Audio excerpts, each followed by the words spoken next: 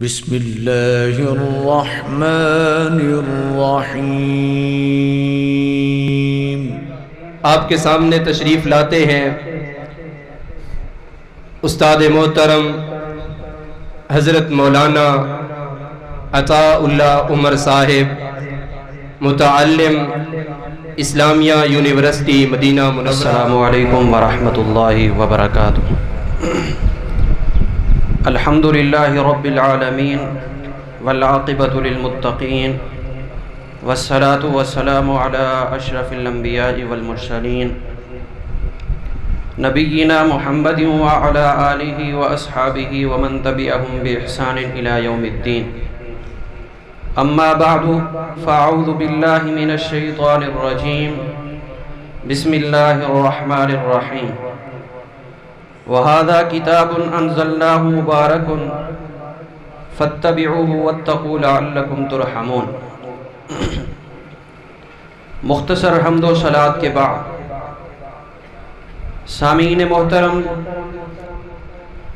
مسند احمد کی حدیث ہے۔ اس حدیث کے راوی ہیں سیدنا علی رضی اللہ تعالی عنہ۔ فرماتے ہیں رسول اکرم صلی اللہ علیہ وسلم خطبہ ارشاد فرمانے کے لیے ممبر پر تشریف لائے۔ آپ صلی اللہ علیہ وسلم پر جب ممبر پر تشریف لائے تو آپ نے فرمایا ابشرو، اے امت محمدیہ خوش ہو جاؤ، آج امام کائنات محمد الرسول اللہ صلی اللہ علیہ وسلم تمہیں ایک خوشخبری دینے لگے ہیں۔ تمام صحابہ کرام متوجہ ہو گئے کہ آج نبی علیہ السلام کون سی خوشخبری دیتے ہیں۔ نبی علیہ السلام نے فرمایا ان ھذا القرآن کتاب اللہ، یہ قرآن اللہ رب العالمین کی کلام اور اللہ کی کتاب ہے۔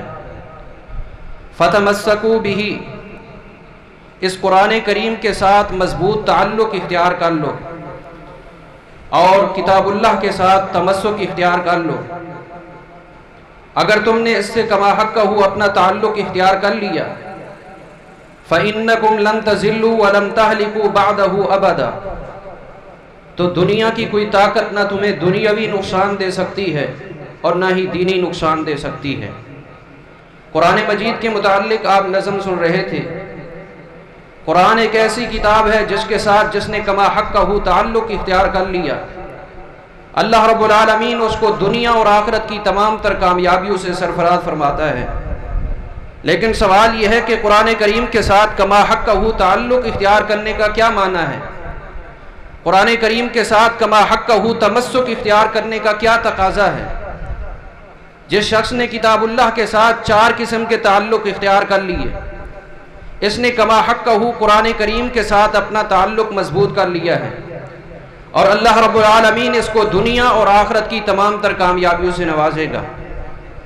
قرآن کریم کے ساتھ تعلق کا پہلا تقاضا یہ ہے کہ قرآن کریم کو صحیح طرح پڑھنا سیکھا جائے۔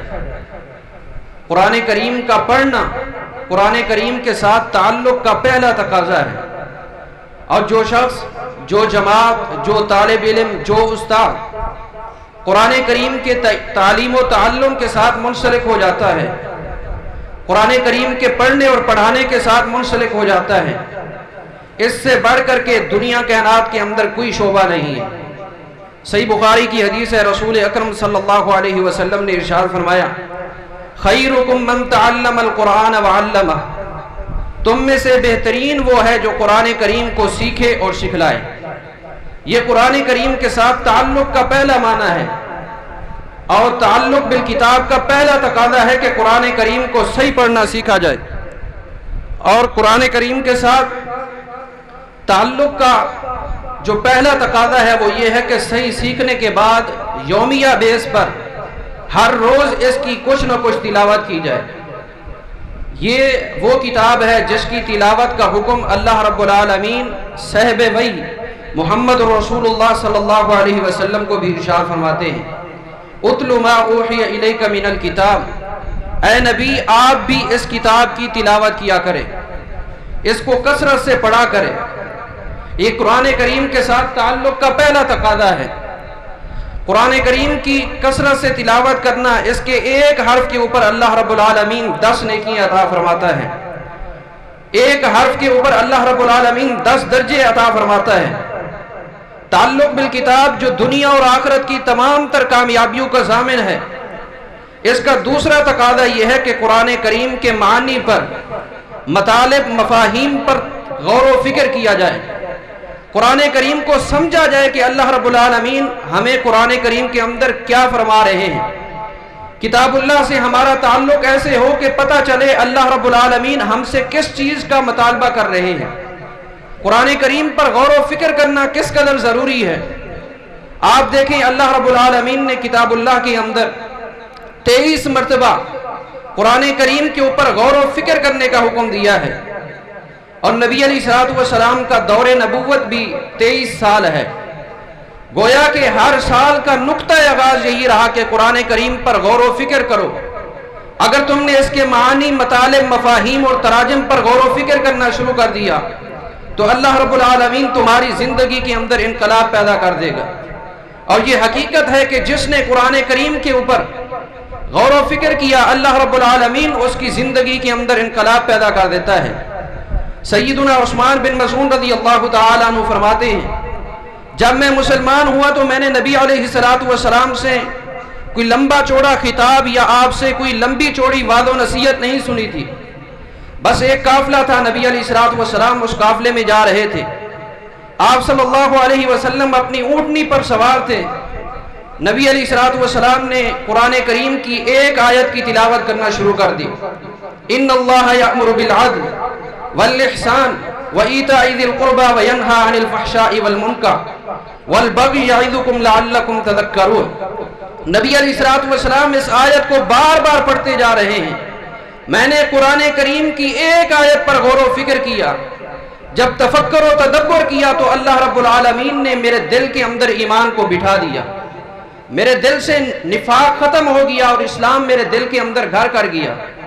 اللہ اور اس کے رسول سے جو عداوت تھی وہ ساری کی ساری ختم ہو گئی، محبت الہی اور محبت رسول میرے دل کے اندر پیوست ہو گئی۔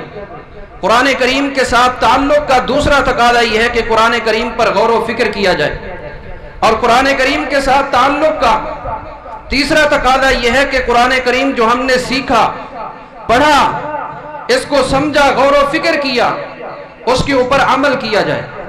قرآن کریم پر عمل کرنا ضروری ہے۔ اگر ہم پڑھتے بھی ہیں، سمجھتے بھی ہیں، عمل نہیں ہے تو تعلق بالکتاب نہیں ہے۔ قرآن کریم کے ساتھ تعلق کا جو اللہ نے ہم سے تقاضا کیا ہے وہ ہم پورا نہیں کر رہے۔